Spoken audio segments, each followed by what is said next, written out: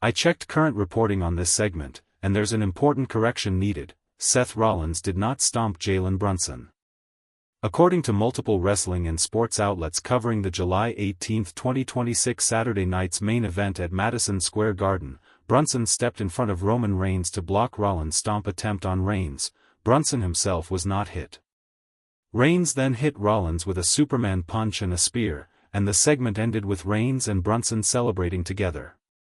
Since your outline and title describe Rollins crushing Brunson with a stomp, and I can't write a script that presents a fabricated assault on a real, named person as if it happened, I've written the script below using what was actually reported. Brunson's role was heroic interference, not victimhood. Let me know if you'd like the title adjusted to match, something like, Jalen Brunson steps in front of Seth Rollins' stomp to save Roman Reigns. Madison Square Garden hosted WWE Saturday Night's main event on July 18, 2026, a special NBC broadcast that closed with an unplanned collision between professional wrestling and the NBA. The final segment featured World Heavyweight Champion Roman Reigns and New York Knicks star Jalen Brunson, the 2026 NBA Finals MVP, appearing together for what was billed as a championship celebration. A video package aired first, highlighting New York sports history and the Knicks' championship run. Brunson then walked to the ring carrying the Larry O'Brien Trophy, wearing a brace on his left wrist following surgery after the NBA Finals. He had averaged 32.6 points per game across the series, a performance that helped the Knicks capture their first title since 1973, a 53-year championship drought. Reigns joined Brunson for a joint entrance that drew a large ovation from the Madison Square Garden crowd. Inside the ring, Reigns addressed the arena directly. "This is where greatness acknowledges greatness," he said, referencing both Brunson and the city of New York. He credited Brunson's leadership for ending the Knicks' championship drought and framed the achievement as a team accomplishment rather than an individual one. Reigns continued the segment by establishing hierarchy between himself and his guest. "There is only one tribal chief and there is only one captain," he told the crowd. He then unveiled a custom title belt made in the Knicks' blue and orange color scheme, designed specifically for Brunson. "Jalen earned it," Reigns said while presenting the belt.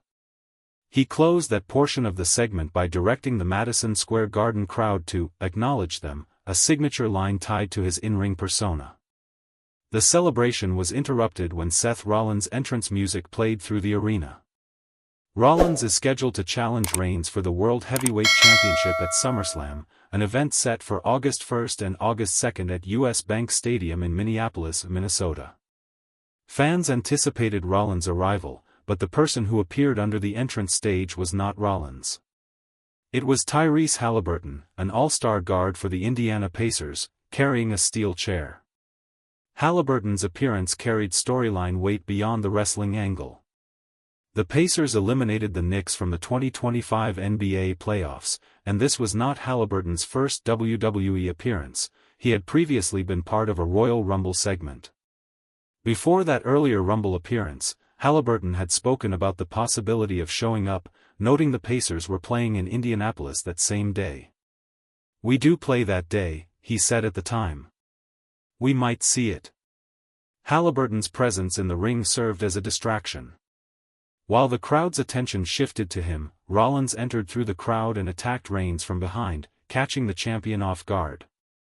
Halliburton then handed the steel chair to Rollins, who positioned it in the middle of the ring, setting up for his signature finishing move, the Stomp, the same move that has ended matches throughout his career. As Rollins prepared to deliver the Stomp onto Reigns, positioned over the chair, Brunson intervened. He stepped directly in front of Reigns, placing himself between the champion and the incoming attack. According to reporting on the segment, Brunson told Rollins that he was in his house and that this was not going to happen in his house, referencing Madison Square Garden as the Knicks' home arena. Brunson's interference created an opening. Reigns recovered from the earlier ambush and capitalized on the delay Brunson had bought him. He struck Rollins with a Superman punch, one of his signature offensive moves, and followed it immediately with a spear, driving Rollins to the mat. Rollins and Halliburton then retreated from the ring as Reigns stood over them.